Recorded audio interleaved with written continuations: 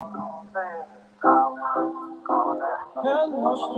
stranger. It's been a minute since we last kicked. By the way, just got in town. Now I'm back. Doing me this club. Going slow. Who am I by? Usually I don't do this often. But this straightforward isn't an option. You the unusual rain and thunder. Baby, I wonder. Baby, I wonder. Would you put your flex on me? Hey, I got the plug, I made the coffee. Oh, tell me late night fire. Let me get it down on you. Don't hesitate, no, don't you? Just say you will. Come through and chill.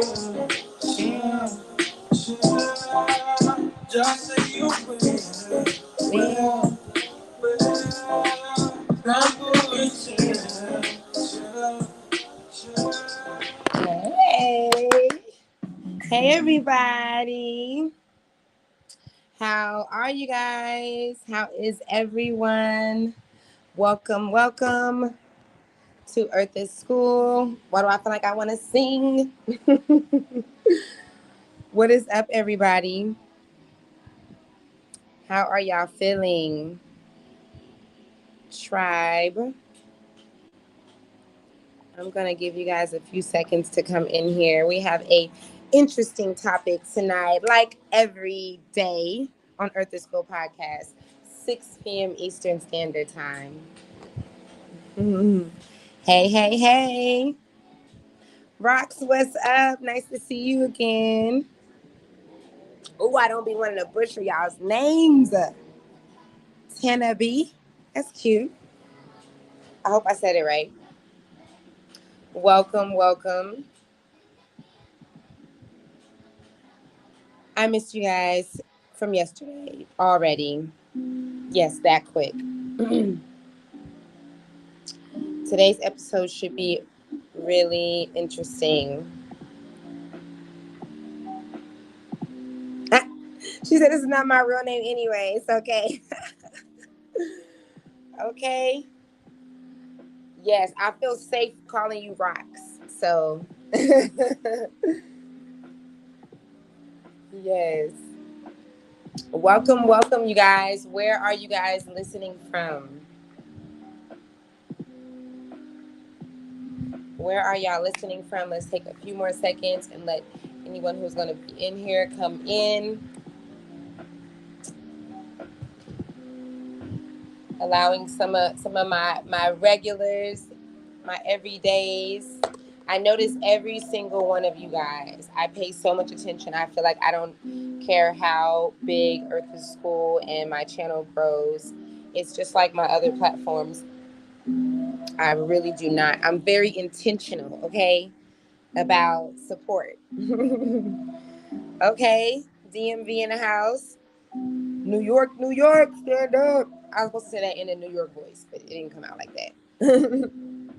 New York. That's my New York voice. Yes, welcome. So today, I don't know how many men are going to be coming in. I feel like this is still really good for men, even though this is an episode for women. Because men, you guys have daughters, you guys have women yourself. And so today I wanted to talk about friendship, like adult women friendship, adult woman friendship. I don't know, woman friendship. But I wanted to talk about friendship in adulthood for women. Unfortunately, because I am not a man. Fortunately, I'm not a man, but unfortunately, I cannot speak on friendships for men, okay? So you fellas will have to, tune in and tell me y'all's side. I know that you guys don't deal with half the shit we deal with. I do know that. I do know that y'all's friendships are not as complicated as ours. So congratulations, okay? Because women, what be going on? What be goings on with adult female friendship? Do you guys feel like it is harder or easier? I mean, everybody's journey is different, but do you women feel like it is harder making friends as adults today than it was back in high school? Does it feel more complicated? This is what we're going to get into. Does it feel more complicated and just chaos sometimes? Not all the time, but sometimes. I had no idea you were a man. You know what? I'm glad I didn't call you sis. I'm so glad I didn't call you sis. I was about to say, hey, sis. I gotta stop doing that. Yo, shout out to the brothers. Shout out to the men because I be having like real faithful male supporters on all of my platforms. And so many times I be like, hey, sis. And they be like, I am not a sis. And it's just certain conversations that we have that just, I don't even notice that my mind kind of molds you into a woman. Sorry.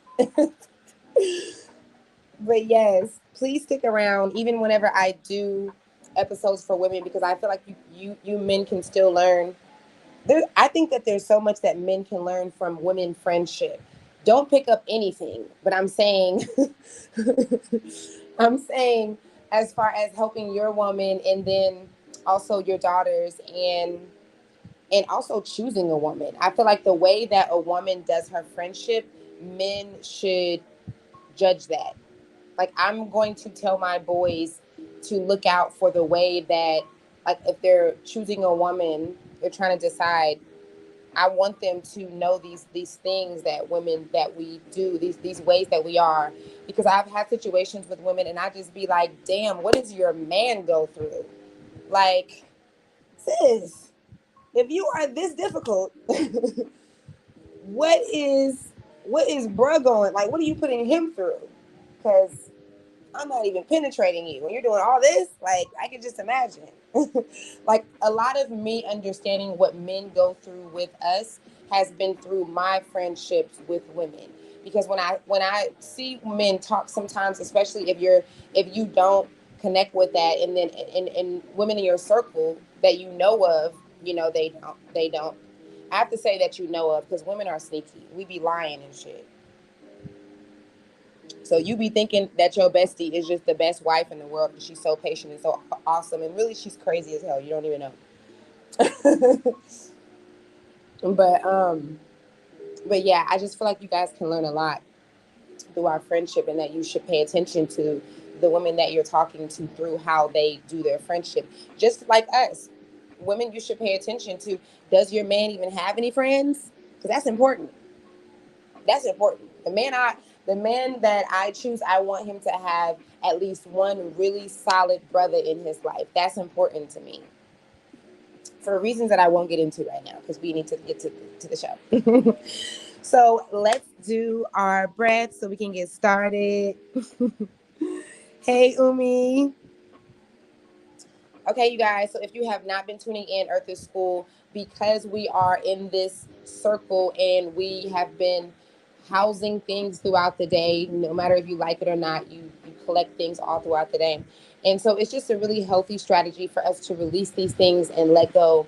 And so we do this technique that is a really good breathing technique that I use in um, different strategies in the sessions that I do with people. Excuse me, with people. So what we do is we breathe in. I'm going to instruct you, and you're going to push your navel to your back, and then you're going to hold it, and you're going to release. Okay, and we do this twice. It's really powerful stuff, whether you realize it on the first time or not. So on three, 1, 2, 3, breathe in, pushing your navel to your back, squeezing Holding, and release. Nice. One more time. This time we give it a little bit of umph, a little bit more strength. All right. 1, 2, 3, and pull it in. Suck it in, suck it in. Push it up, up, up, up, up. Hold it. Suck in a little more air, up, up, up. Hold it a little longer. And release. Nice. Hey, Smiley Coast. Girl, did you know that Rox is not a woman? He is a man. I just feel like she assumed the same thing. That's so funny. Ladies, do you ever have like a male friend and y'all have such good chemistry, y'all just going in and then you'll accidentally call him girl? Like I do this, like if I'm in a relationship, like because if I'm gonna be in a relationship with you, I gotta be able to talk to you. So I accidentally do this when I'm in my relationships and with any of my male friends that I really vibe with. I'd be like, girl, no, oh my bad. My bad, bro. All right, so today's episode, I don't even know if I had a title for this episode. Let's see. What did I entitle this? Making adult friendships. That's it. Making adult friendships. So I don't know about you guys' experience, but my experience with having, does that even make sense? Making adult friendships. My experience with creating friendships with adults, or making new friends as an adult, it has been very interesting. Okay, I'm not going to act like it's just been bad experience after bad experience, because I do have some solid sisters in my corner that I did not know all my life. First, let me start by saying that the women that I have had in my life for most of my life, that's a thing. It's amazing, and I'm so grateful. Most of the women that I grew up with, I still talk to today. Like women that I knew when I was 13, 14, 15, like we day ones still. And that's amazing. I think that's rare. Normally it's like you're lucky if you get like one homegirl like that. But I have like 5 solid friends that I grew up with, and we don't play about each other. That's really dope. So I'll just say that, of course, those friendships are a breeze because we really know each other. Now these new ones now. So I have my new friends. What I consider a new friend is like someone that you've met in your adult life, but like even more so like the last like 6 years or so. I mean, I guess it depends on your age, right? I'm 34. So in my 30s, I would say, or yeah, my 30s, late 20s, I would say, like that's a new friendship to me. I mean, that's an adult friendship, or yeah, like new friend, same shit, right?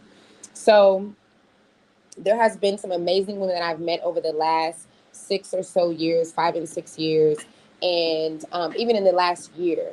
And so far, we've really been amazing with each other, and it's just been really solid, really healthy connection, really open, really honest, all that good stuff. And then now, I won't even say that half of the women that I connect with, new women, that it actually works out, because a lot of times it doesn't.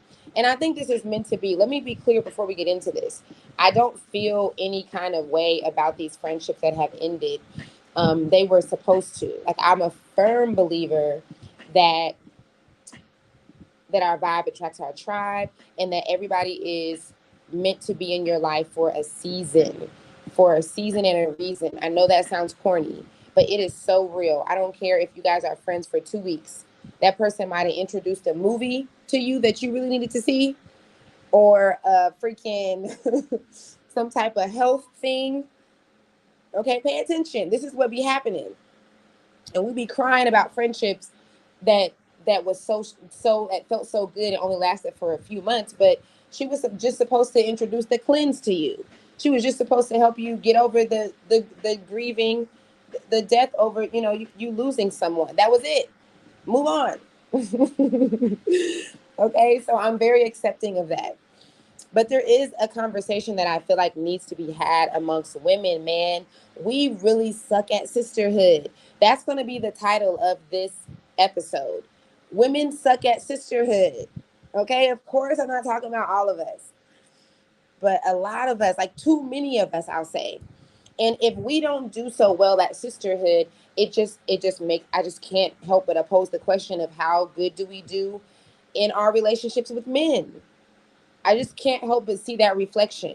Depending on the level of problems I end up having with a woman, I'm like, girl, there is no way. There is no way your man's is sleeping peaceful at night. You're a problem. Okay? we gotta be accountable. We gotta be honest. We gotta be honest about ourselves. I'm all for women, right? I'm all for us. But I'm also for us so much that I'm also for being honest about us, about our traits. And so I wanted to talk about how complicated adult friendship with women could be. Why is it so hard? So we always start off with the why, right? Of course, it's the answer is almost the same for every episode because we have unhealed trauma. And that's always the basic. Okay, we everybody needs to heal. It doesn't matter what sex we're talking about. Everybody needs to go through some steps of healing, and I'm going to talk about what that looks like later on. But that is one reason why I believe that adult friendships with women is so hard because we have unhealed trauma. I believe that the second reason is that we have unresolved issues. We have issues.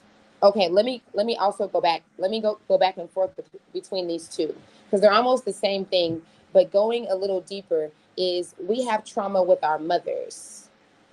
Ooh, we have mother trauma, like child mother trauma. Y'all know I'll be making up words. This is like this is like female mother daughter trauma that we have. Very common, especially in the Black community, but you know, not the bit least because I see it in other communities too, of course. But we definitely have this epidemic or something. I don't know what you want to call it, but a lot of us women have dealt with toxic relationships with our mothers, and just it doesn't necessarily have to be toxic in totality, but on some level, right? And I truly believe that this plays a part in how we do sisterhood. Why not? Like your mom is your first sister in a way. I know that kind of sounds weird, but it's just like saying that how you guys have probably heard me say that your father is your first man. You know, it's the person that you end up dictating a lot of your relationships with that same sex off of. Like that's the whole point of us having two parents. It's why we need both of them. We need both reflections. And so there really is a thing. I really have concluded that a lot of women that end up doing some of the toxic things that we're going to go over, it has a lot to do with the relationship that we have or that we have had with our mothers. And this isn't like playing the blame game or anything like that. It just is what it is. Another reason why I believe adult female friendship is so difficult or sisterhood, or why we are not so good at sisterhood, is because of poor communication. I just think that women, oh my God, it's so hard. It's so hard to communicate with us because of the way that we communicate. I'm going to get into that. But poor communication. Another reason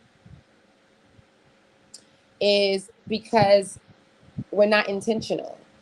And of course, some of these answers can go across the board for men and their friendships too, just as human beings. Because I talk about being intentional and non-intentional like every day of my life. It's a huge thing. So of course, not being intentional. I just think that a lot of us are not intentional with our friendships, just like us women are. We tend to not be, or a lot of us tend to not be in our intimate relationships as well. We tend to be selfish. We keeping it a buck, okay? Um, So yes, lots of us. Okay, I was actually supposed to wait till I mention that and then do the list. But so yes, our relationships with our moms is really, it really causes a blockage with how we love other women. How we love or have been loved by our mothers really causes issues with how we love other women. Also, I talked about unresolved issues. So that has to do with us being hurt by other women, because we don't never talk about how a lot of times, I know we always going in on what men do to us, but what about what other women do to us? We be really out here getting hurt by women. I believe that I've been more hurt, or I've been hurt more times by a woman than a man. I can count all my relationships on one hand, so maybe that's why. But I have lots more friendships than I've had manships, intimate relationships with men. And or even with my homeboys, like I never have issues with my male friends, like very rarely. I shouldn't say never, but it's so rare, because men just are simple. It's us women, and it's not bogging down on us, because sometimes we need to be complex. I'm not calling us complicated, you see that? I'm calling us complex. I'm saying that men are simple and women are complex, so the complexity is needed. Both of us are needed, but sometimes it can get really difficult. And so we never talk about us hurting each other in our relationships, and how, because women are so much, what is complexity? It's deeper. We're deeper vessels. So when we split up, when our friendships end, it hurts like a breakup. A lot of times it can be very real for us. And because it's not an intimate relationship, I think we don't acknowledge that enough. But these relationships that where we've been hurt by women, they play a part in the way that we love on women in the future, for sure. And so yeah, I mentioned how it can just be it can be like a heartbreaker. It can feel like one. And it's like you actually have to heal. There's certain friendships. I just don't believe that as women you make it to adulthood, mid or late adulthood, and you don't have to heal from some of your female friendships. At least one of them. I just don't think so. I think that if you think that you don't, then it's good to go within and do some healing, because that's how deep our connections are, and that's how much we hurt each other in our so-called sisterhood. Umi says, I agree. Hey, Miss Amani. Oh my God, I gotta stop trying to say y'all's names for real. Yes, you caught a live. Thank you for tuning in. 6 p.m. every single day, Eastern Standard Time. Oh yes, poor communication is a big issue. I agree. Face red, heart shape. Yes, seriously. Um, am I breaking that down? Because that's what I meant to. Let me see. So yeah, you need to heal from your female friendships that have ended. Do some healing. And what does that look like? I'm not just going to tell you to heal, because I know that the majority of us don't know what that looks like. Healing is a real trendy thing. We're doing lots of shadow work, so much shadow work that we end up living in the shadows. That's a whole nother episode. So don't do a bunch of shadow work for her or on her. Healing looks like letting go. It looks like forgiveness. That's what healing from a friendship that ended, however it ended, it looks like letting go. It looks like acceptance. It looks like realizing that it wasn't personal. It's never ever personal. It's just not personal. When hurt people, it's just not personal. And this is something that I have to remind myself. I feel like I can remember this with a lot of people. And then there's that one. Then there's my twin flame that I have to constantly remember. This is not personal. This is not personal. But for everyone else, I totally get it. It's easy. There's no way this can be personal. Because girl, you over there doing all of that. and that's all on you, okay? But for everyone, when you're expressing how you feel and they're putting words in your mouth, or they're not understanding, or they're being catty, or whatever it is, this is all personal shit for them. It's personal because it's personal for them. It's not personal towards you. I think it is so important. I think that just remembering, just saying to yourself, this isn't personal. Not even on a big scale, talking about friendships ending, but just small stuff. Just when people try you, just when people say smart shit and do dumb shit to you that disturb your peace, it's important to remind yourself, this isn't even personal. So that's what healing looks like.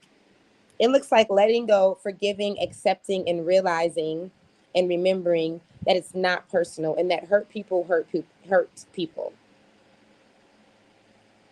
Let me go to the comments real quick before I go on.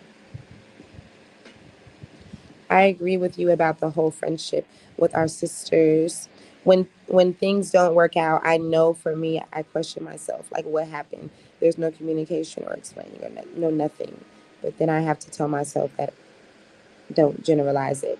This is good. I think this is good because what you just said to me is that you are using your inner dialogue. Most definitely, we should always be asking ourselves, like, what happened? What did I do in this situation? What could I have done differently? What could I have done better? Did I communicate this way or that way? And if you can be open and honest with yourself, then you can almost coach yourself. You can say, okay, this happened like this. I could have said this. I didn't have to say it like this. And then there's going to be cases that you'll be able to be like, oh, hell no. I was very intentional with this entire thing. And this relationship just has ran its course because there was no fixing this. If you're anything like me, you try to fix your friendships. I'm always like, I'm not going to be your friend and then not want to fix a situation. Like, what is the point of me being your friend, right? I'm not going to be your friend and then not want to save us. Because then it's like I'm faking it the whole time then, right? If I don't, that means I just don't care. I don't have connections that I don't care about losing. Mm. I don't have connections that I don't care about not losing. I care about holding on to every connection that I have with someone. To me, this is an intentional mindset. I don't have a lot of space to have a bunch of people in my life. So the few people I have in my life, especially if I'm speaking to you on a daily, weekly basis, I am very intentional with you. If we have an issue, I want to solve it. If you come to me with a problem, I want to hear you. I want to listen to really understand, because what's the point of me and you? I just feel like the majority of humans don't live off of this. I just feel like most of us don't live off of these principles, and we always crying about loyalty. But again, it's not personal. The people who are not loyal to other people are people who are not loyal to themselves. Nobody out here is going back on their word, not being loyal to somebody, but then they're loyal to themselves. I guarantee you, if you look at their life, you will find ways that they are betraying their own selves. It's the only way. It's the only way it can happen. So remembering that hurt people. And when it comes to the communication thing, we really, like, I don't know. I guess it's just because we are deep vessels. And I feel like we have this certain thing, like Black women, like, that there's a certain way, like there's certain things, and maybe other, like, women of other ethnicities have this thing too. But I just know for us, we have this thing where even in text messages, like, we can tell whenever there's like an attitude, or whenever there's like some smartness going on or some cattiness. We know there's just something about it. And you just be like, what? Like, like, what? Wait a minute. Hold up. Wait a minute.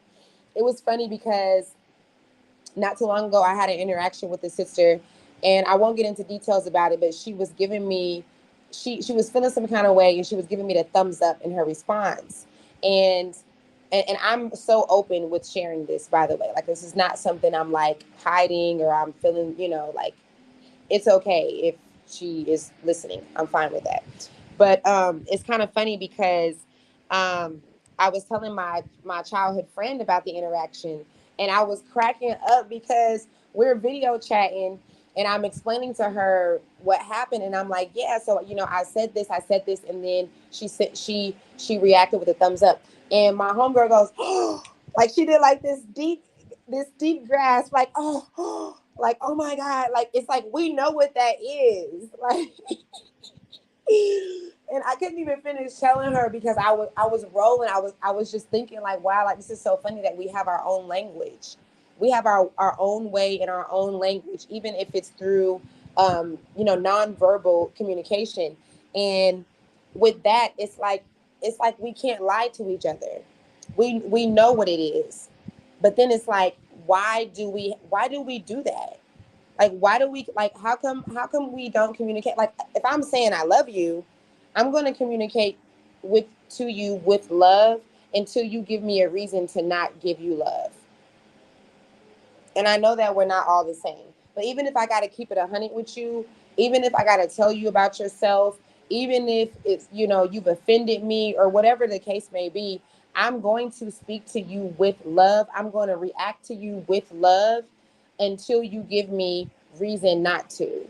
Until you give me reason to be like, okay, hold on, I just don't do that funny shit because it's weird. Like, it's weird because then what are we even doing? What are we even doing then? Why am I even calling you a friend if I'm going to do that? Like the old saying, like, treat others how you want to be treated. I'm so for that. I'm so living off of that principle. So I just think that adult friendships with women are so hard because relationships are not supposed to be perfect. You are going to have contrast, especially when you're communicating with this individual on a daily, weekly basis, even if it's not that often. If you're friends with someone, in most friendships, you're going to have some type of contrast. So it's supposed to be an adult thing, but it's not an adult thing. I think children do it better than us. We are supposed to be able to communicate our issues with each other without the cattiness. If you're getting smart with me, sis, are you not thinking about the consequences? Are you that into your feelings or your emotions or just your ego? I shouldn't say feelings and emotions. I should say, are you that into your ego that you're not thinking that if you speak to me this way, this could cost our friendship? What? How is that not a thing? Like, I'm careful with the way I speak, especially if there's contrast going on, especially if we have to talk about it. Oh, I'm going to be really careful because I don't want to offend you. If I do offend you and I don't mean to, I'm going to apologize right away. Ask about me. This is not me like making up shit. This is really how I communicate. Because if not, then again, what am I even doing? You might as well stop being friends with people. If you move opposite from this, if you really are not that woman that a friend can come to you and speak to you without you getting smart and getting offended because you don't like their truth. I'm not going to say it's the truth. Maybe it's not the truth, but you don't like their truth, because somebody should be able to confront you about how they feel. And even if you don't agree, you can actually not agree and y'all don't have to stop being friends. Y'all don't even have to get into it. Y'all don't have to, oh my God, we're talking about communication. Women in the low blows is crazy. Our low blows are wild, yo. Like, why do we go there? A woman will talk about your kids in a heartbeat. Like a woman who was supposed to be your friend just 20 minutes ago until y'all got into it a few hours ago. And she will go straight for your autistic son. or your child that haven't had his father in his life or something. I swear to you, say I'm lying. Say I'm lying, man. We be cutthroat with it. When all these religious texts, the Bible, the Quran, when they talk about women in our mouths, the best way I see it is through each other. Like, we're reflections of each other. It makes it where I can't even deny it. I can't even deny the power of my tongue because it's, look at my reflection. I can see it. Like, whoa. Like, when we get upset, when we get upset, when we feel offended, oh my God, we need to be writing poems or something. We need to be like making speeches with this mouth, because we can really say some powerful stuff. Say I'm lying. You are so welcome, sis. That's why I really don't like messaging, because I feel it can be taken out of context sometimes. The way things may be worded, but see, I call the person to communicate about. Yes, yes, yes. We're talking about communication between sisterhood, between women in friendships. This right here is a very important point. I say this all the time. Why are you addressing a serious situation through text message? What in the world? I know I might sound extra right now, y'all, but this is crazy to me. This is crazy to me, and I'm gonna say it. I just think that you are really scared when you do this. You're scared when you do this. My auntie showed me something. If you guys see me talk, mention my aunt the other day who passed away. Travel in peace. This is the woman who helped raise me. She is so much of the woman and the mother that I am today.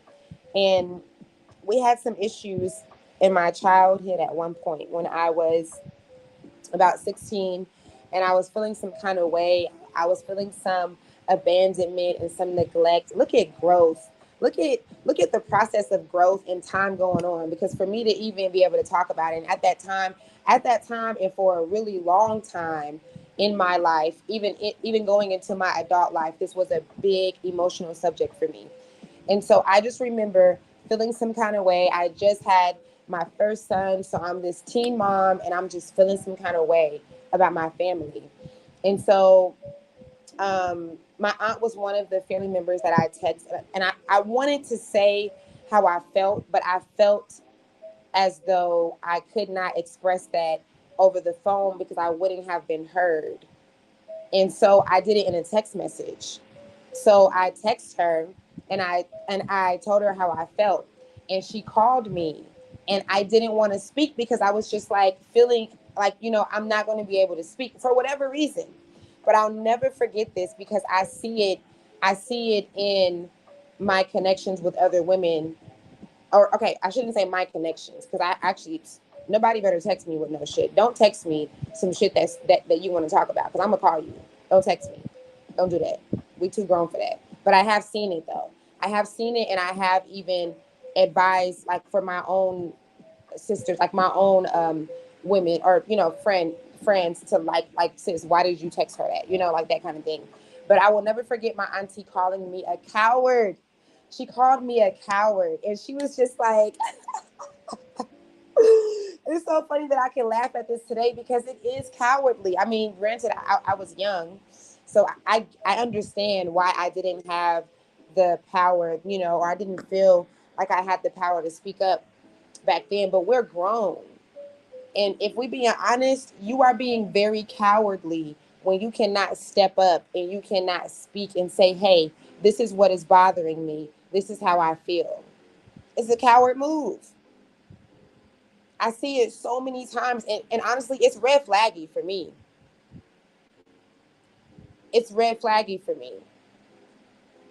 Like, if a woman is telling me about a situation that she had, and it's a very serious one, and she handled it through text message, I'm looking at you like, okay, sis, so this is how you handle stuff. Because it's not going to come out clear. That text messages come out however the person is feeling, and whatever those words can come off as. So most definitely, I want to encourage us to not text serious issues. I think it's the most childish thing. That's why I was a child doing something like that. You won't catch me doing this in my adult life. If I can't talk to you for some reason, and it's probably gonna be because I'm busy, then I'll send you a voice message because I want you to feel me. I want you to hear me. But I will absolutely not text you something serious. The only time that we do that is because we don't know how to communicate. We can't talk. I mean, we can, but we just don't know how. But I agree with everything you're saying. Yes. Thank you. Thank you. Yes, my aunt was so much light. She still is. But I just think about that and I just laugh. And she was such a powerful woman. She was so like Claire Huxtable all the way. Like I've had my own Claire Huxtable. Like Claire Huxtable raised me. So if you can imagine the energy of Claire Huxtable, she was a very like very put together, very poised, classy woman, but also very firm, also very not afraid, very uncowardly, which I love that energy because I think that's the kind of energy that we should be going towards when it comes to sisterhood and when it comes to communicating with other women. Because to me, that energy is I can speak to you firmly, but I can do it with love. I can tell you about yourself and how you make me feel, but I can do it just like this, with this tone and with love, without all that extra shit. Unless you want to take it there, and we don't need to. Okay? So that's a huge thing with communication for sure. Um, Another thing with communication, and this has been a huge thing for me, I am trying not to allow this thing to dictate the way that I move in my future relationships. But it's so hard because it just seems like this is what it is. I feel like for the majority of us, we think that honest communication is confrontation.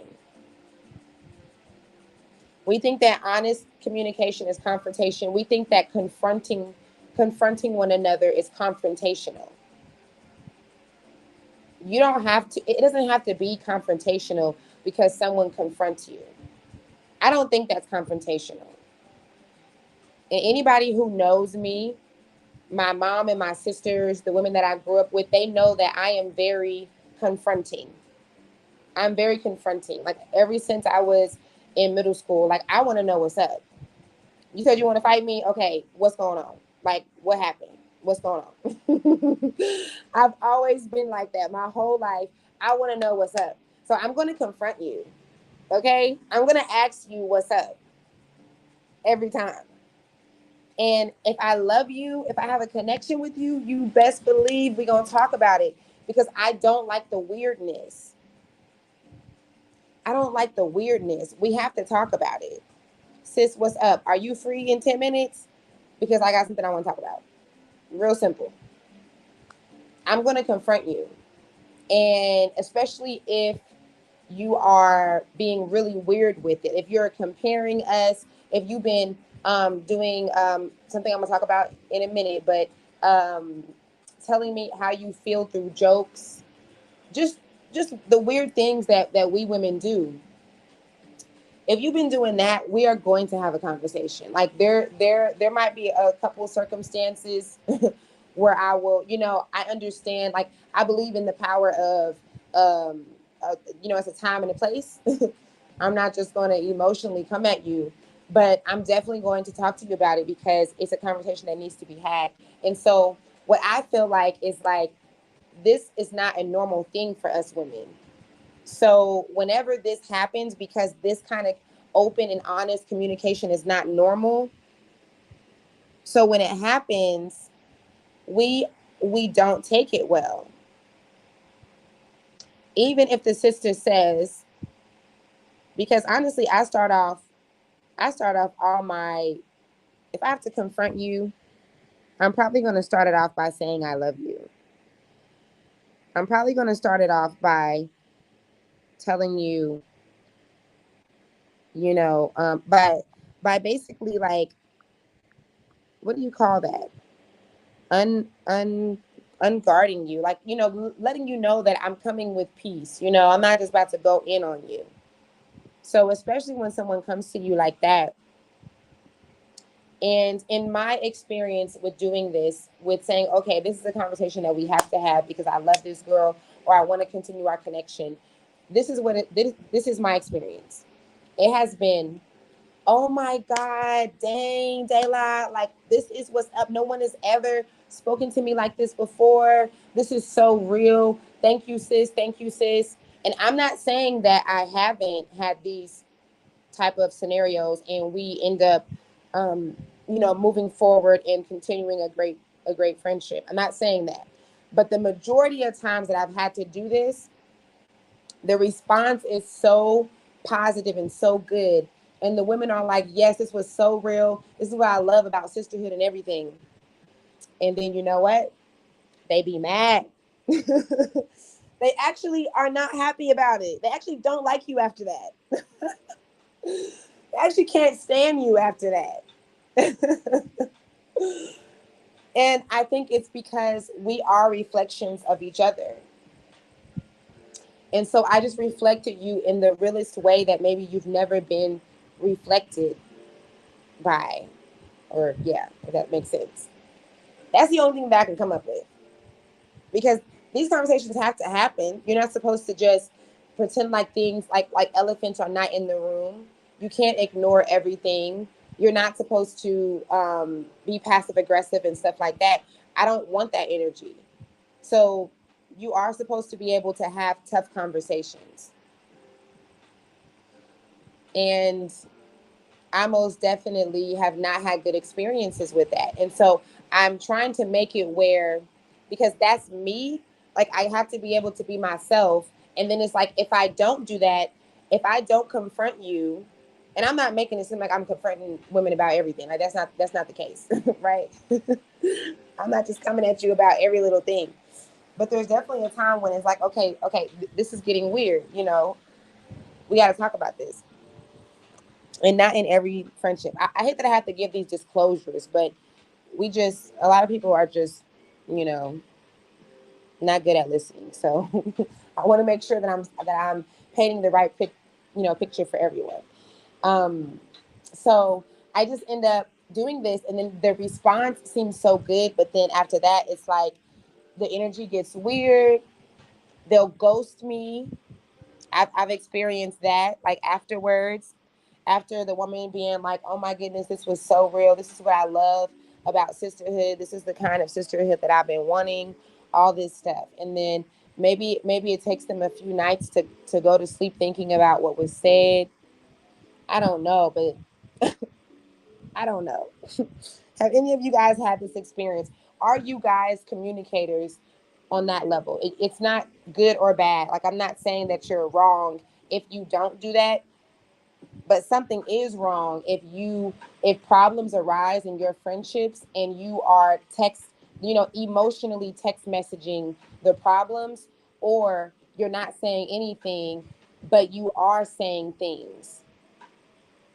You know what I mean? Like, you're not saying anything direct, but you are saying things in your jokes, and you sliding in little things.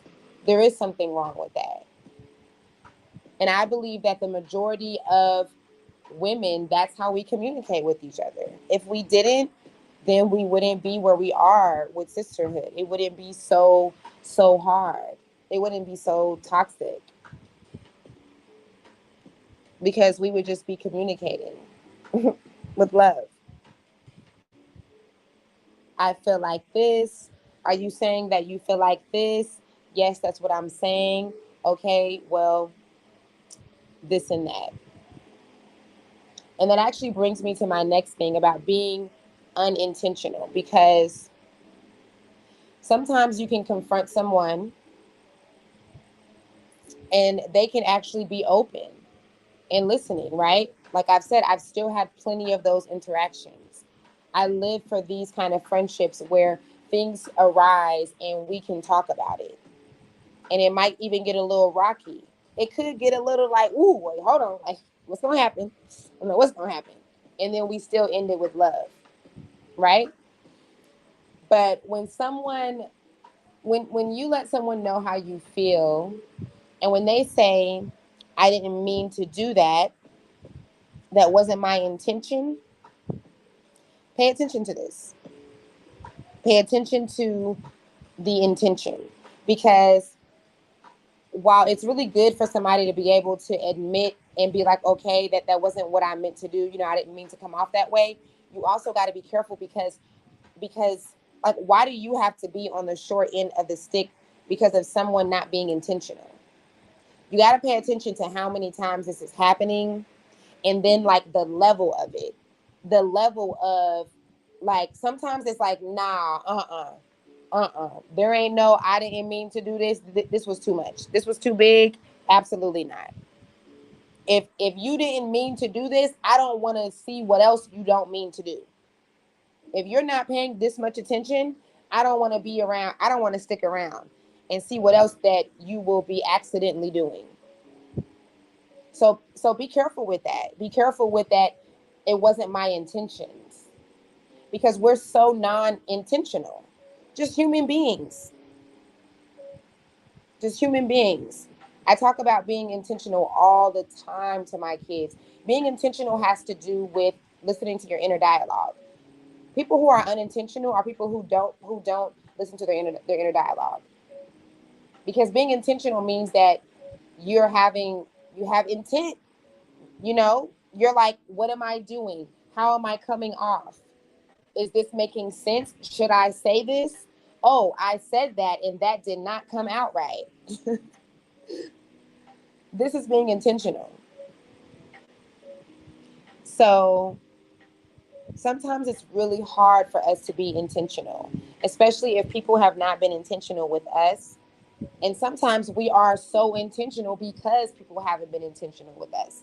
But whatever reason, be careful with this intent thing, because sometimes it is beautiful for a woman to say, I'm sorry, sis, I did not know that I was coming off that way. That wasn't my intent. And then sometimes it's so dangerous to move forward with someone after they tell you that. You should never be suffering because of someone's unintentionality. Believe people. Believe how they treat you. Believe how they speak to you. Don't take it personal, but believe it. Man, this is a word for me, y'all, because I know that I haven't shared my full story in depth about how I got here to Senegal. But some of you guys know that a girl that I thought was my friend, um, has set me up, and me and her were friends for a really long time. Even though for a lot of that time we hadn't met in person, we were friends over the phone. Like, we talked a lot and we helped each other through a lot of our problems. So that's neither here nor there. But we did have an issue at one point, years before the setup happened. And when I say set up, I mean that she intentionally tried to stop me from coming here. Like, she literally tried to stop me. And somebody, either her mother or her nanny, reached out to me and even told me, like, you're in the position that you're in. You're stuck right now in the Bronx because she doesn't want you to make it to Senegal. She doesn't want to see you make it. So that's another good reason for this conversation, because it might not sound like it's a big deal, but women that suck at sisterhood are dangerous women. This shit can get really scary, like Lifetime movie obsessed scary. Okay, let's get into it. It can get real. Have y'all ever seen stories of women like pouring acid on women? Like, the levels of jealousy and weirdness that we go through is crazy. So with this sister that ended up doing what she was meant to do, years before that happened, we had a situation, and I ended up confronting her about it.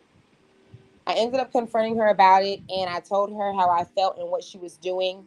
And the thing that helped me trust our connection is because we got through that.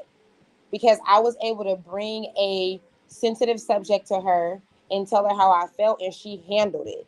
She took it and she said, you know what? She didn't have no excuses. She said, you know what, sis? I hear what you're saying, and you right. I didn't realize that I was doing that, and let me fix that. She literally said, I'm going to fix this because I cherish our friendship. I cherish the kind of woman that you are and the connection that we have. Wow. Wow. Like, this is so mature. This is so, like, I want that person to be my friend. Like, that's the kind of friendships, right? Right? But no, this girl, this woman secretly hated me. And granted, she hated herself. It wasn't personal, but I wanted to share that because sometimes you can be thinking that you're getting a breakthrough with your friend, and really you're just being seen. You're getting lots of red flags that you're thinking that you're handling. You're thinking that they're not red flags, and you're thinking that you're handling a friendship, and really you need to let that go. I see this happening all the time, not just in my personal connections with women. I see my closest friends going through the same thing. It's very common. So while we are very catty and very poor at our communication, and while we don't like to be confronted, there's also women that can handle that and that will respond with such maturity. And you got to be careful. You got to be careful because we don't always be what we talk about. We don't always be on some, oh my goodness, thank you, I really appreciated that. Yes, I cherish us. Da, da, da, da. It don't always be like that. Women be lying. We be lying. We just do. I'm not calling you a liar, but I'm saying we be lying. If you don't know that women be lying, then you lying. You lying to yourself. Let me read some of the comments. Oh my God. Okay, let me go back real quick then because the ghosted thing. Cha cha cha. I'm surprised I didn't write that down because ghosted is a subject to talk about.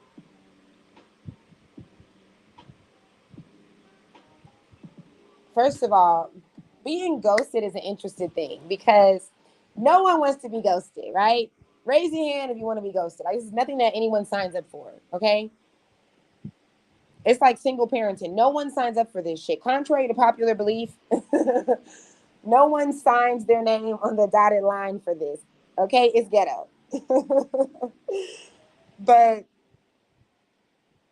at the same time, have you ever heard this saying? I've said this before. I think it was like an old shaman or Buddhist that said this saying of like what we complain about is often what we are doing to others or what we have done or will do. Okay, wait, I actually added on all that extra shit. Okay, that's not even what he said.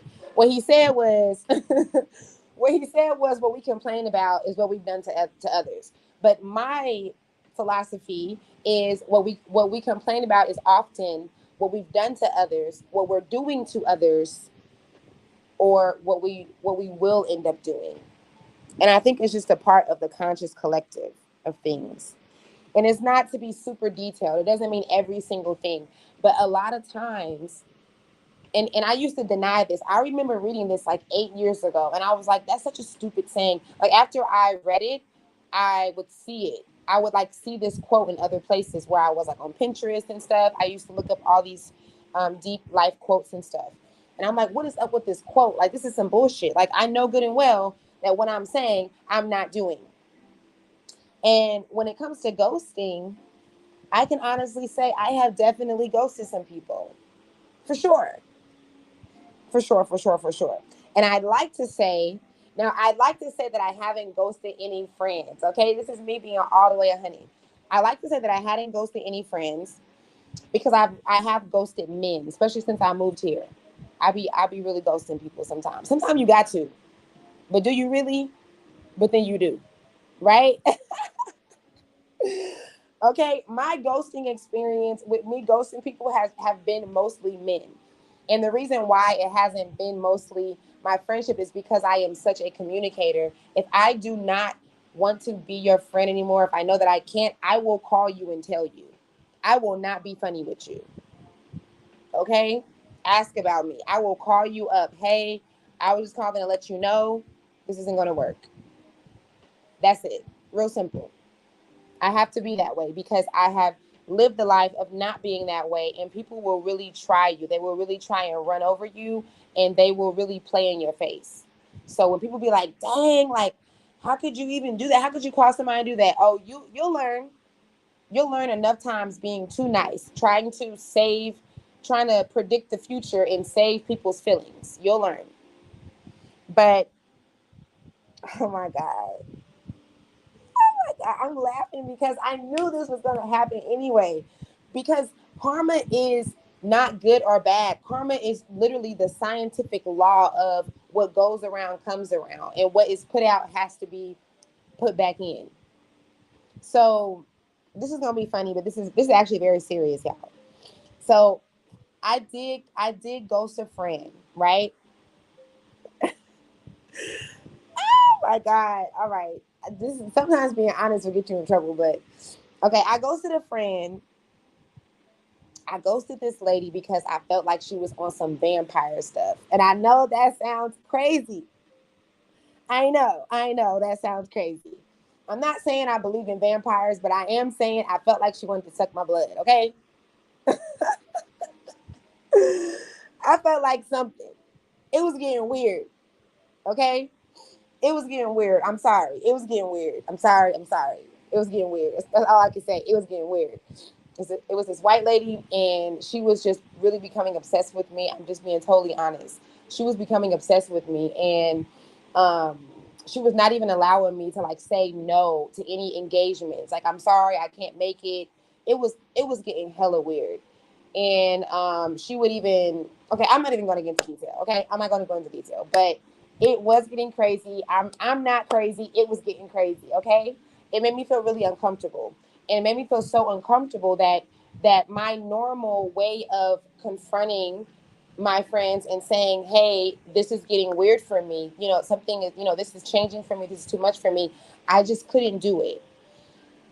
At the time, I was also in a place of dealing with some other things. I mean, because I'm intentional, so you best believe that. Plus I'm a Libra. I'm a double Libra. So you best believe that I outweighed these scales 100 times before I did this. I most definitely looked at both ends and said, should I even do this? How should I handle this? But I had decided. I just feel so bad because, okay, and I don't feel bad for her. I feel bad for me because I know what this means, and I knew what it meant when I did it, because I don't care what your intentions are. It's karma. Like, it is what it is. So, yeah, cha cha. So, yeah, I ended up ghosting her. It actually is sad because she was like, "What the heck?" And like when you are ghosted, it's actually a really traumatizing feeling because you don't get closure.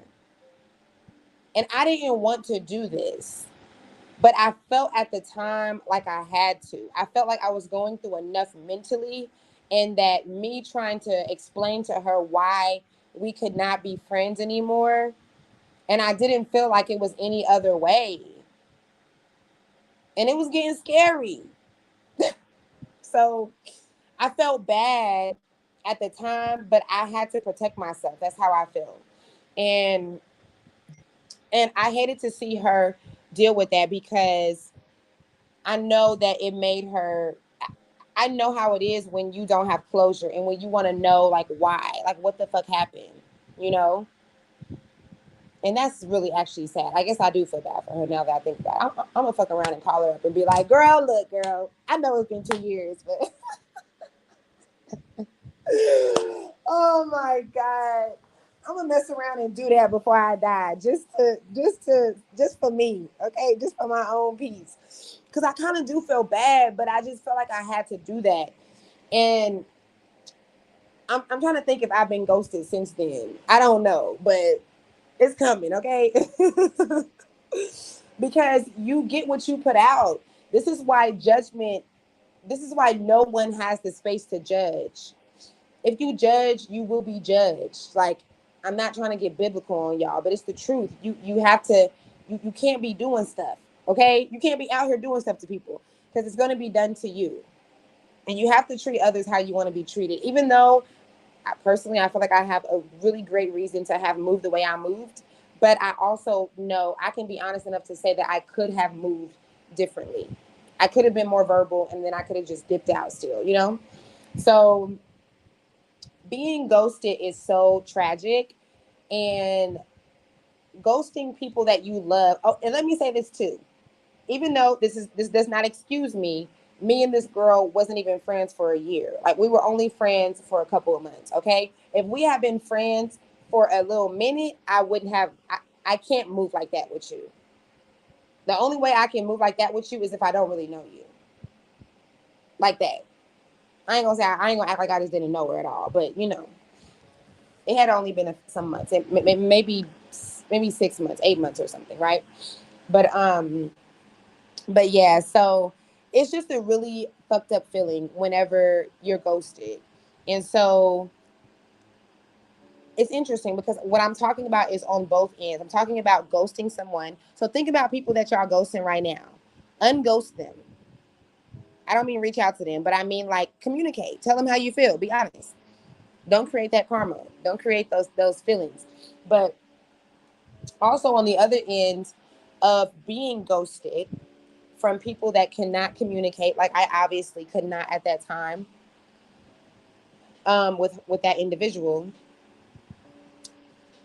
you have to really dig inside of yourself, and you have to be on some Jesus shit. Like, you got to be like, Lord, forgive them, for they know not what they do. Like, this girl do not know what she doing by ghosting me, okay? Especially if you know your worth. If you know your worth as a friend. Some of y'all are not worthy as a friend. Some of us are bad friends. Let's keep it 100. Some of us are not that good at being friends.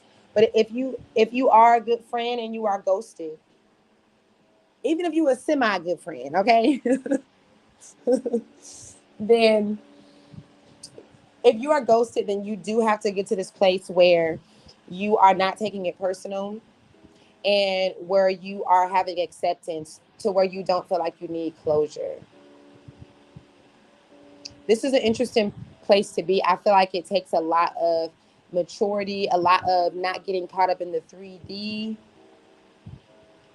um, and just a lot of like letting go, like just being like, this isn't even what it feels like, because stuff don't even be what it feel like. It don't even be what it look like. So I think that handling being ghosted by a friend, I think that is what it takes. When a friend is not communicating on the level that she was before, when she's not communicating or at all, when she's ghosted you, I think that the way to move on from that, the best thing you can do is that, first of all, if you know you're being ghosted, and don't be in denial about it. You know if you're being ghosted. Let's start there. Don't be in denial. You know when the communication is off, especially if you've communicated that it's been off. But even if you haven't, you just know when it's off. If you're calling and calling and not answering or whatever, if you know that they're alive, right? You see them on social media and stuff. You just know if you're being ghosted. And I think the first thing is to allow that person to ghost you. What is that saying? Like, if the person want to leave, let them leave, or something. If they want to walk out the door, I'll show them the door.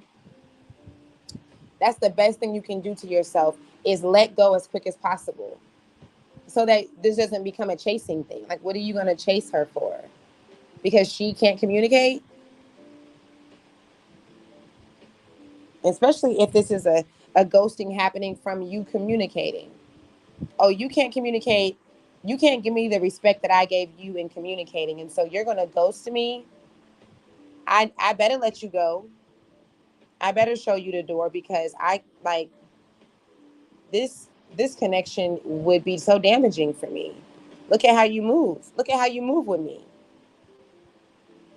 So I think that is really important to allow people to ghost you and to let go of the idea of closure. Oh man, that's a word.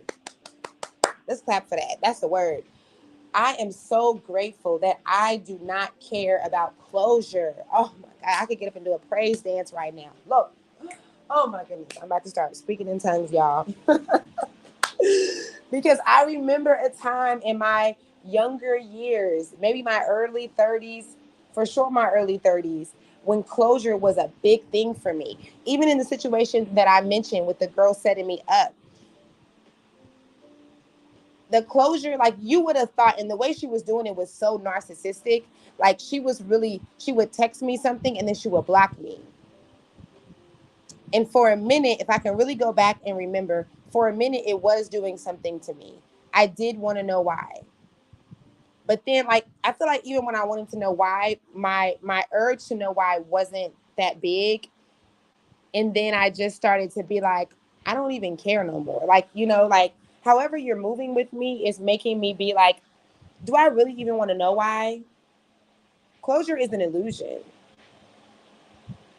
I feel like, I mean, okay, there's certain scales, but like when it's somebody that is betraying you and treating you wrong, closure is an illusion.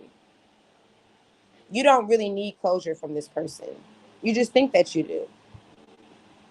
This person doesn't even deserve you asking them why. They don't even deserve any more of your time and your energy. They don't even deserve you putting thought into why, what happened with us. Why did you do me this way? No. F you too. That needs to be the energy. And not even on no hurtful stuff.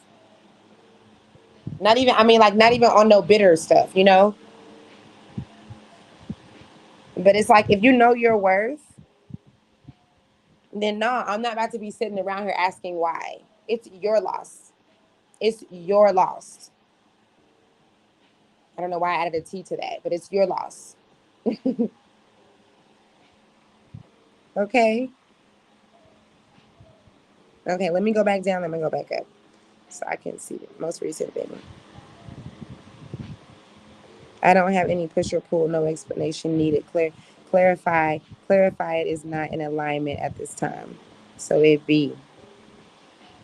I ghosted an Instagram friend group like last week. I just deleted my account. I feel like I have given them a lot of chances to stop what they are doing though.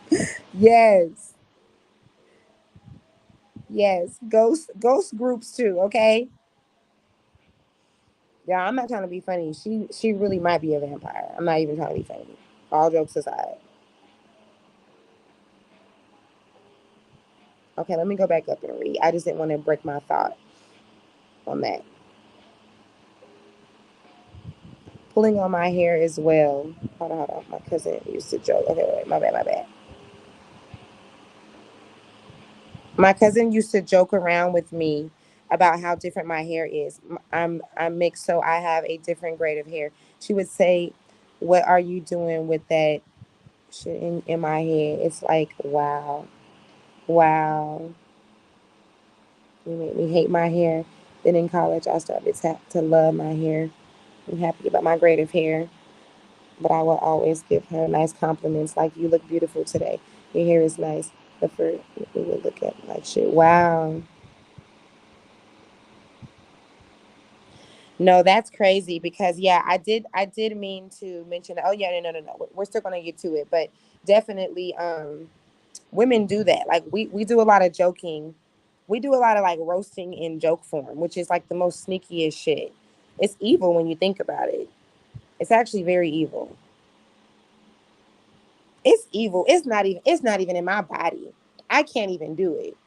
I don't even know how to I don't even know how to feel a way about you and tell you in a joking way. That's the weirdest shit to me, honestly. I don't think I know how to do that. I'm really trying to think.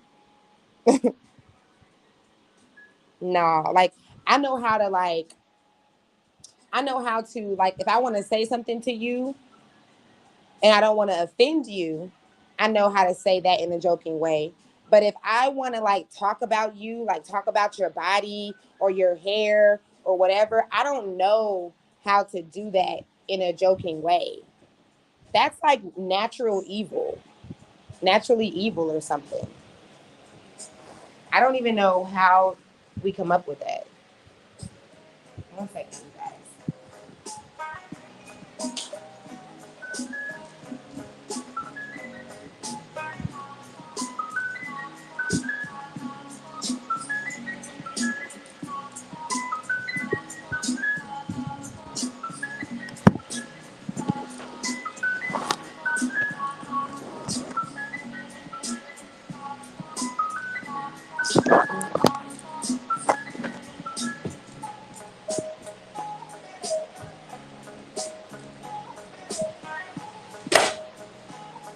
Okay. So yeah, I don't even know like what spirit is possessing us. Like cuz that's some evil stuff. Oh my god. We are at woofs. And we women are so powerful and like I mean we're powerful beyond measures, right? But we are a piece of work. We are really a piece of work because that is some evil shit. It really is. How do you even come up with that? How do you even get that spirit on you? I think that's a spirit. I'm sorry. I think that to be able to tell somebody how you feel about them, like on some like mean girl stuff and joke about it, that's a spirit for sure. Hey, fitness. Not gonna mess up your name. How are you at fitness? Sometimes people are going through things and they don't have the words to communicate how deep their pain is. Most definitely. I agree with that. I can hold space for people from a distance with love and allow my love to be a constant. However, I am a six. Now, if there is abuse, I move on with joy and love. The relationship does not control either for me. Amen. Amen. And let's be clear too, because I don't look at I don't look at something not happening and then you just don't hear from your friend as you being ghosted. To me, that's not like you can't say that's being ghosted because you don't even know what's going on. So that's just you assuming. I don't think that that's being ghosted. I think that the way that you would know that you're being ghosted is if something took place. If there was weird communication and then they don't communicate with you, or if you confronted them, if y'all have had some type of intense, serious conversation and then you don't hear from them. But most definitely, what she described here is very true. Sometimes we are going through so much and we can't even communicate what it is that we're going through. I stopped talking to half of the group. Then the people I talked to was telling me what the rest was saying after I asked them not to. I don't have time for that. Okay? For that negativity. Oh my goodness. That's what I'm talking about. Don't even ask. That's a good thing for when you're trying to maintain your peace. Don't even tell me what's going on. Like I don't even care. Whatever is happening over there is happening over there. That's real. Making fun of people as a joke is a real issue. Why? I don't even like this is the craziest thing to me. We're going to get into these red flags because that's definitely one of them. So, Hey, Brittany's live. Thank you for tuning in. So, we think, okay, so I talked about thinking that upfront communication is confrontation, or confronting is confrontation. Um, Lastly, before I get into the red flag, which is the last thing, I wanted to say that I believe I'm kind of like, I feel like I can speak on this. And then at the same time, I'm actually going pretty quickly in a friendship right now that is really solid. Like it's actually really hella solid. Like, but okay. So I think that in our female friendships, sometimes we move too fast. That's the thing. I'm not saying that in all friendships you have to move slow, because I'm not opposing my beliefs on anyone, but sometimes, often, often we are in the same soul family. Like the people that you have the deepest connections with here, just speaking on a soul level, if you study past life regression or anything of that nature, then you know that you have a soul family. You have people that you do different things with in the same life. Sometimes your sister is your mother, sometimes your son is your dad, or your uncle is your husband. I know that sounds crazy, but sometimes, um, I'm trying to be careful with my words because I never want to oppose what I understand on anyone else. I don't, it doesn't matter what anyone, it doesn't matter what we believe here. This is not about what you believe. So I'm just saying that we all have a soul family, and sometimes whenever, sometimes as soon as you meet this person, but you also know it as you connect with this person. If you guys have done a life together, you can feel it. It is very clear to you. You have strong memory. When I met my twin, I knew that me and this man shared the same soul. Like I told him, the way that I found out about twin flames, I did not know anything about it from the internet. This was almost 10 years ago. I didn't even know that there was a such thing as a twin flame.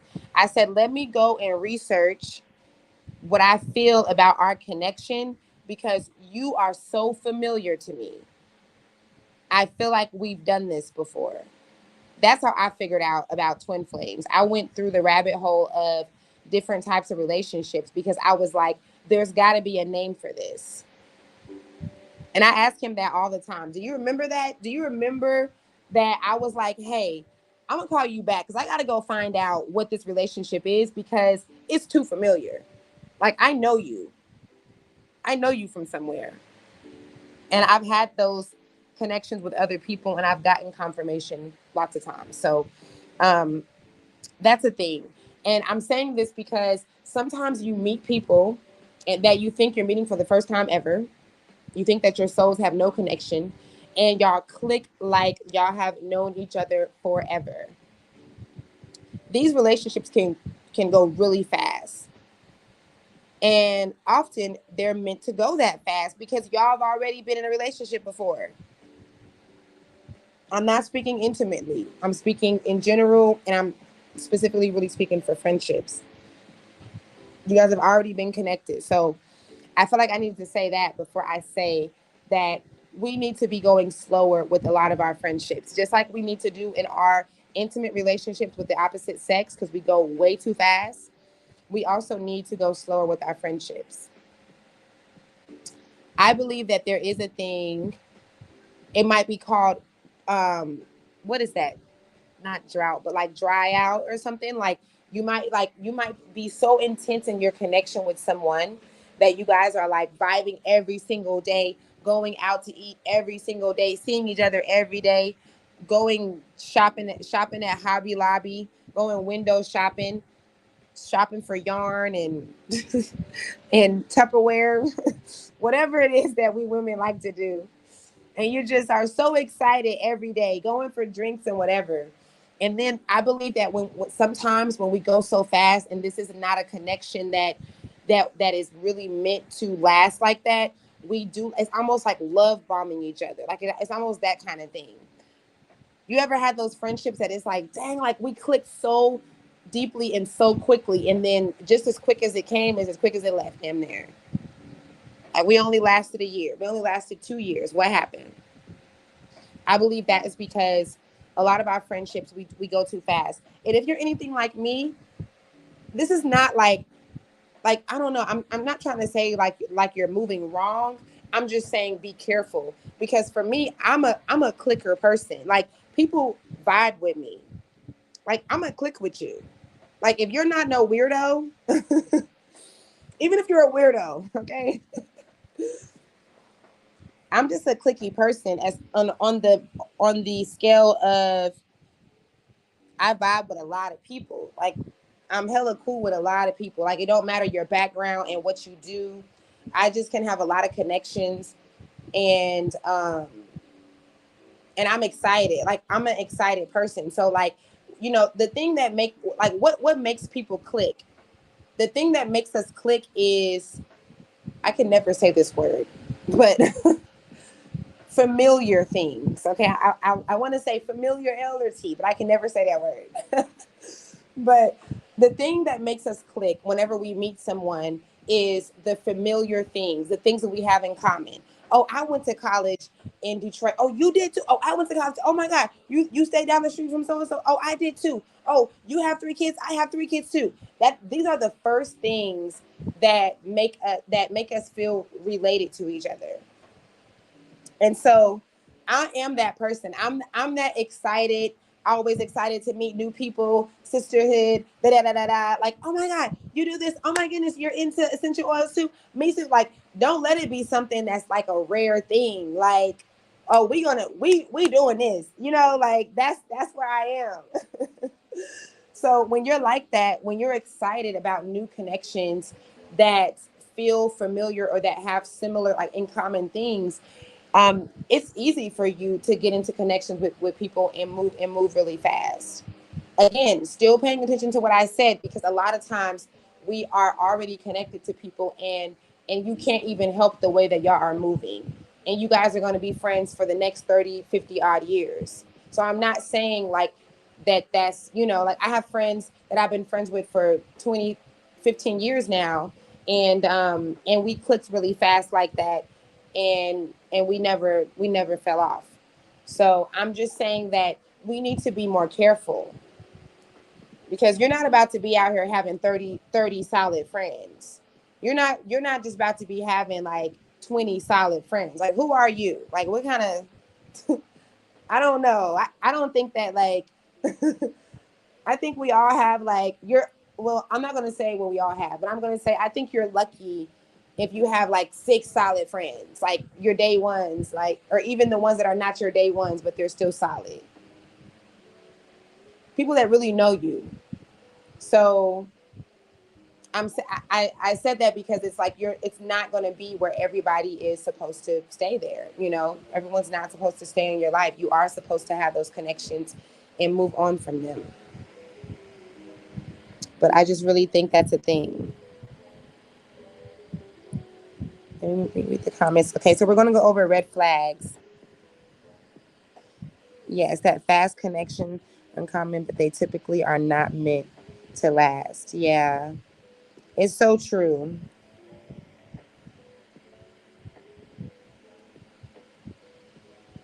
It's so very true. I think we got to be careful with that. Don't be scared about it, but be cautious about it. You live and you learn. So I wanted to go over some red flags. I think that we should end with red flags about female or women relationships, our sisterhood, our connections. So, like, we already touched on, women that joke. Oh, okay, that's not even it. It's actually women that joke about being jealous. This is a red flag to me. I don't like this. When women say, oh my God, I'm so jealous. Oh my God, you just got married and you got the new car. Oh my God, you guys are building your house. Oh my God, how great. I'm so jealous. Sis, don't play with me like that. Don't even play about being jealous. I don't like it. I'm scared. Pineapples. And this could be my own trauma. This could be my own past trauma. It could be. It could be. But don't play about being jealous with me. I don't like it. I think that we should watch out for women that joke about being jealous. I think that it falls. I think that I'm not going to say it does, because I understand the context with which, that we say that under. But I think that it can easily fall under the other thing that we mentioned about us just joking, like telling the truth, but in a joking way.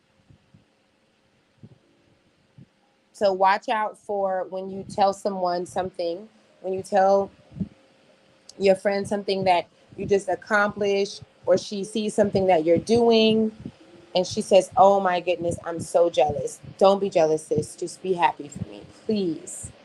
Don't play about being jealous. Just be happy. That's how I feel. Um, Another thing is over complimenting. Overly complimenting is a red flag for me. I'm sorry. Now, let me be clear, because I'm not saying compliment. I'm not saying lifting your sister up. I'm not saying complimenting her, letting her know how good she's doing. One thing I am very grateful for is the circle of women that I have, because all of them gas me. Like, all of them are like, "I just watched your video. You're so dope. This is so nice. I love the way you did this. You take great pictures. I love the way." And that's I'm all for that. That means that you love me. That's genuine love. That's you acknowledging who I am. I'm a creative person. Like, I have a platform, or maybe they're not even complimenting that. Maybe they're complimenting my motherhood or something more personal that everyone doesn't see. But you giving me props is not a problem. But when you're doing it to the point that it's like, okay, this is a lot. Because there is that. Maybe you haven't personally experienced it, but there is a way that somebody could just be like, I don't know, like praising you so much all the time. You know it. You'll know when this happens, because it will feel uncomfortable. And that's only if you're not a person that feels uncomfortable when people compliment you. Let me give that disclaimer. Because some of us are uncomfortable just at one compliment. Just as soon as somebody is acknowledging you're beautiful, you're this or that. So I'm not talking about that. I don't have any problem. Give me all the compliments that you want. Okay? I don't have a problem with compliments and validation. I don't think that validation is a bad thing. So validate me, please. I need those reminders. Life is hard, okay? It gets blurry. Earth is dense. I might need you to remind me that I'm this and I'm that. But there is a level that some women can do where you can just tell, like, it's an obvious praise that it's like overly praise. It's like, sis, calm down. Like, you're not really like.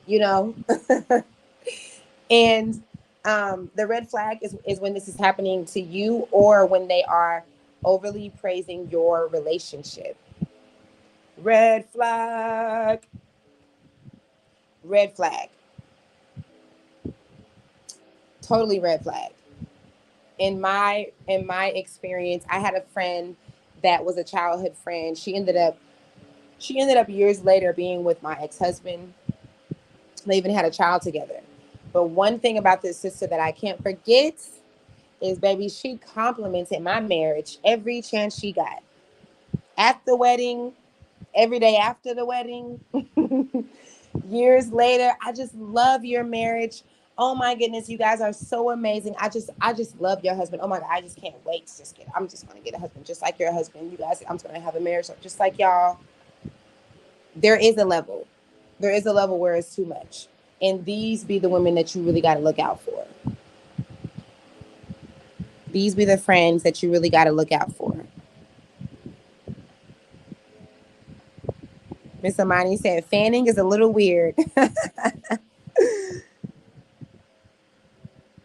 It definitely can be. It definitely can be, for sure.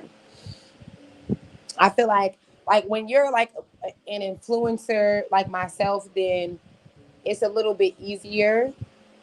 Like if I had a friend that's an influencer, I could be their fan. You know, like I could be very supportive of what they do and their platform and stuff, and I could be their fan. But yes, I see what you're saying though, because to me, like that goes under more of a context of what I'm explaining. Like the word fanning, it goes more under what I'm saying. It's like, yeah, like you doing too much. It's too much, sis. There's just a certain level. I had a sister, actually, the last person who ghosted me, the last person who ghosted me a few years ago, after me confronting her, this girl would give me compliments. I mean, this girl, I'm talking about, she would stop people. We could be out in public. And if somebody stopped to speak to me about anything, compliment me on my dress or anything, she'd be like, oh, she's a birth worker. She helps women how to give birth without pay. Oh, she's a YouTuber. Oh, she's a dancer. It was just like, so it was a lot. It was a lot. It's like, okay, I know you love me, but you don't love me that much. Like that that sounds so bad. That sounds bad to say maybe to some people, but she was definitely she was definitely fanning her. It was just too much, and she ended up being somebody that it was almost too much. It was like it was almost obsessive. I should have put that as a topic too, talking about us obsessing over each other, because I do believe that there is a thing that women can become possessive and obsessive with our friends. It could be either or, and sometimes it's both, because it's two different things, possessing and obsessing. But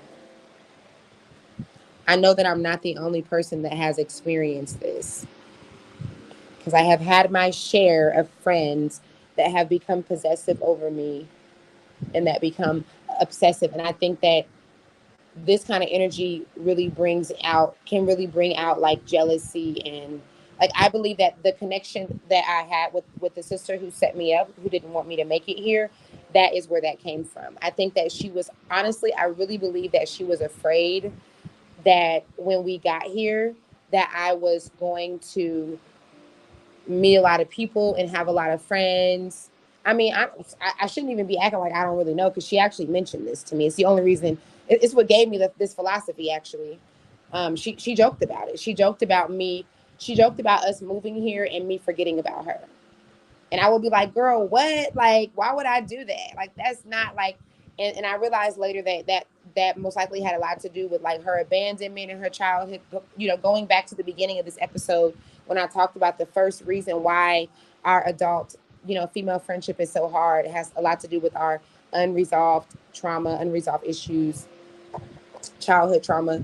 But I really believe that even though it looks crazy and what she did was crazy, it really stems from such a deep place in her not wanting to be abandoned by me.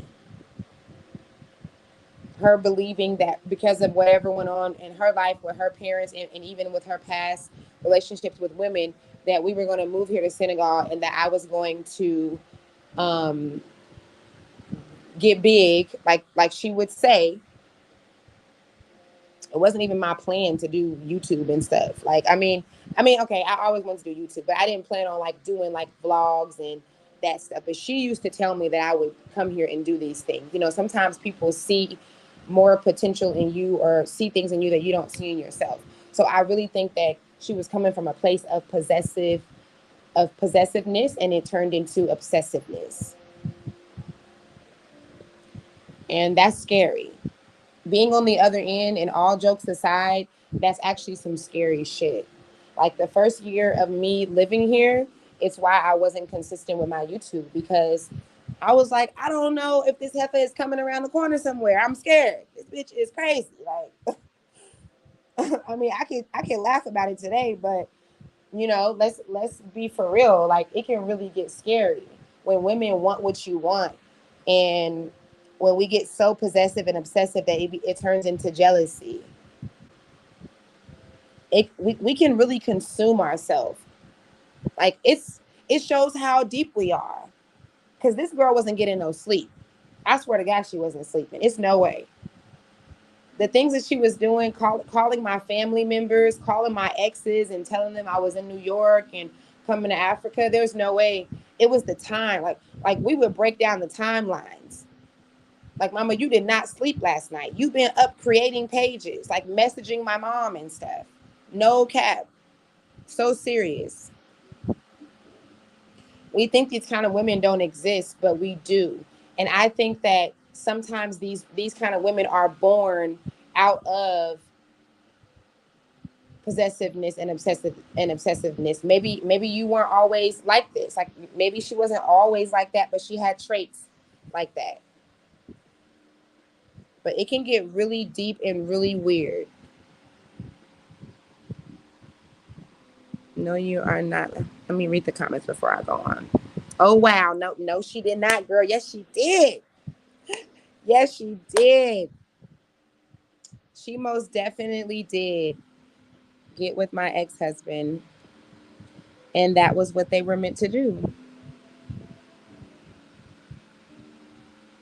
It's really sad because she could have just called me up, like, look, girl, can you tell me why? Can you tell me why you left him so that I won't end up in the same position like she is today? We could have talked about it. You see, we have to communicate. We could have talked about it. Back in the day, you was able to pass on. You could ask somebody, and then the person can give you their blessing. You know, we could have did that. It is likely they don't see themselves as the same as you. They exalt you above. They feel like a fan. Facts. Yeah, most definitely. Right? I know I'm not the only one. It's a lot of people out here that have this experience with people getting possessive and obsessed over them. I just think it's a thing. Like women, like we're so deep. You know, our relationships are different from male relationships. That's why we have heartbreaks from each other. That's why we break each other's hearts. It's deep. So I get it. Yes. Yes. Creating pages. No lie. Really crazy stuff. Yeah. So, um, hmm. The other thing was telling the truth through jokes, which we already touched on. But that's a red flag. Earlier, I didn't say too much about it being a red flag, but that is a red flag, right? Right away, like, oh my God, get away from this friendship. This is some real stuff, and this is really hard too. I feel like I've dealt with this and not. It's hard because you don't be wanting to confront people about everything, you know. And then motherfuckers be acting like they be trying to act like you the one tripping. You ever had that experience when you come to somebody and say, hey, okay, I noticed that you did this, and they be like, what? I think you're over exaggerating. I think you were reading too much into it. Not at all. Absolutely not. So I just please save me from having that interaction or having that connection again with I just don't want to have to tell somebody, like, you ever just be exhausted? You know what? This is not even about women and friendships. I am exhausted with telling adults how to treat me and how to talk to me and how to be. I'm exhausted with that. It is an exhaustion. And it doesn't mean that I don't have adults in my life that know how to treat me and talk to me, because I do. But what it means is that it's almost inevitable. If you think that you don't have to do this, then you're not paying attention. Because if neuroscientists are correct with the fact that half of us, and I believe it's more than half of us, that do not have an inner dialogue, then that means that it means that you're naturally having to confront people. You're naturally having to sit down and talk to people about the way that they're making you feel, in what they're doing. You're naturally having to call shit out. I'm exhausted. But I've been exhausted for a long time. Like since I was a kid. I've been like, you guys, this earth is just too much. You guys are making this shit complicated. You can ask my mom. I will never forget my aunt. My aunt telling me, not the one that passed, a different aunt. She told me before I came here. She said, when you were growing up, she said you used to be like, it's not supposed to be like this. I'm not going to be like you guys. I don't even remember saying this, but she said I was like 8 and 10 years old, being like, I'm not going to be like this. This is not supposed to be like this. And I love hearing how I was in my child self because it'll tell a lot about how you are today. And it just reminds me of my long 34 years of exhaustion that I've had here with adults. Seriously, like I'm tired of telling you guys like how to talk to me. I shouldn't have to tell you that you got to treat me the way I'm treating you. But I do. I gotta tell you not to joke with me about something that you really feel with me. I don't like that I have to say this, but I have to say it.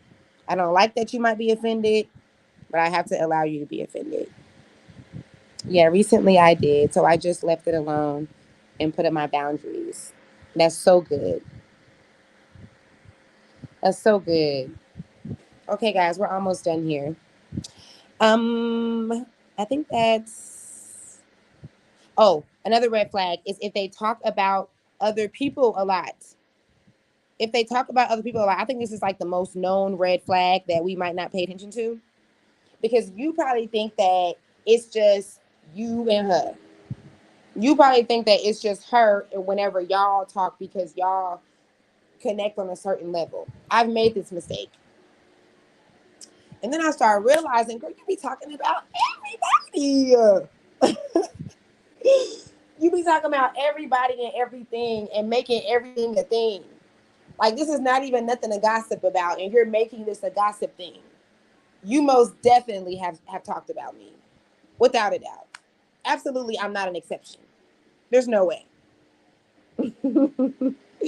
I can honestly say that I have been naive with this. I have in the past. This is the past for me. Now this is the past. So I think that that's a red flag is whenever a woman is always talking about people, and especially um if she's talking about everybody, okay? Especially if she's talking about everybody, best believe she is talking about you. And yeah, that's what it is. I was gonna say like when they have like the spirit of gossip, when they have the spirit of gossip, and I think that when it comes to gossip, I think there's even some scriptures about this because as women, if anybody can get caught up in the spirit of gossip, it is us. Okay, we keep it at 100, right? So you might not be a gossiper. This might not be your forte and your thing that you're always vibrating and doing. This might not be where you can't have a conversation without doing this. So we're talking about the women who have to talk about, who have to gossip, who this is their natural flow of communication. This is how they connect with other women. But since we're touching on it, let's make sure that we are not being consumed by the spirit of gossip, because there is a difference. There's a difference between venting and telling something that happened and wanting clarification, wanting to be heard about it, knowing that you need to release it because women we house things throughout our body, throughout our uterus. So sometimes you do need to release an interaction that happened with you and a friend. But just make sure that you don't feed the spirit of gossip. And watch out and look out for the red flag of that because that's a real thing. And that is really it, guys. That concludes our amazing episode of Earth is School. Please let me know in the comments if y'all have any questions, anything that you want to add before we end tonight's episode. I really appreciate you guys coming through and vibing with the sister. You're so welcome. You're so welcome. And I think that I should conclude this. This would be perfect for me to conclude this with acknowledging, I'm not going to name names because I might forget somebody, but acknowledging the sisters that I have in my life today. And specifically because this topic is about, well, it's going to be titled Sisterhood Sucks. Or not Sisterhood Sucks, but we suck at sisterhood. But this is about new friendships. So specifically acknowledging my new friendships. I want to end this with doing that because it just makes me feel so light and so feminine and so happy to know that I really do have some solid women in my circle, some women that I can trust. I'm so intentional when it comes to my life that I really pay attention to, like, when I'm going through something, you know how, like, when you're going through something, there's like not everything you can say to everybody. You might have 4 good sisters in your circle, and it doesn't mean that you can speak to every single one of them about every subject. So the reason why I am grateful for having these multiple, women in my circle for me to be able to speak to is because of that. I might not be able to talk to so and so about this because maybe she doesn't believe in this, or she doesn't roll with that, or she doesn't, this is not her thing or whatever. She's never experienced this or whatever. So I'm just really grateful. I just want to acknowledge my gratitude and how thankful I am to always have a circle of solid women, even though I've had the experience, and I believe for multiple reasons, not only my own growth, but for me to be able to speak about it the way that I have today. I've had, that's the reason why I feel like I've had the experiences that I've had with, um, you know, toxic women or toxic relationships with women or whatever. But even though I'm able to speak on this and I'm able to, say some real stuff about it, I have also really had amazing connections for most of my life since I started making friends. So I'm really grateful for that. I'm really grateful for the women in my life that are not afraid. Like, I can say, I love you, and she can say, I love you back. And we hug each other and we say, I miss you. Oh, I miss you too. I love that level of sisterhood. I think that this is so healthy for us.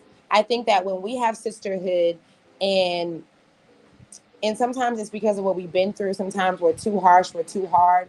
But I'm just acknowledging this level of sisterhood that keeps me in my femininity, that keeps me soft and feminine. It doesn't always have to be a man that makes you feel soft and feminine. That helps you stay in your soft girl era. So I'm just really grateful for that. And Kawana, what's up, girl? She's one of the sisters that I'm talking about. One of the sisters that helped me stay in my femininity, in my feminine era, a soft sisterhood. That should be a new term. Soft sisterhood. So I just wanted to close with acknowledging that. And I thank you guys so much. I thank you guys for tuning in. Please thumbs up. Please thumbs up this live if you liked this episode. It is free to share this episode, even if one person hears it. Hold on, because I'm not feeling this music. It's too much. It's doing too much. It's making me want to tap dance. But there we go. So please, you guys, share this video. Let people know that Earth is School is a dope podcast that you enjoy tuning in every single night. We have amazing topics. Eventually, I would love to have you guys on here. And that's it. I love you guys. I'll see you guys tomorrow, 6 p.m. Eastern Standard Time. Until next time, thank you for rolling with a sister. And do not forget that Earth is school. Peace out.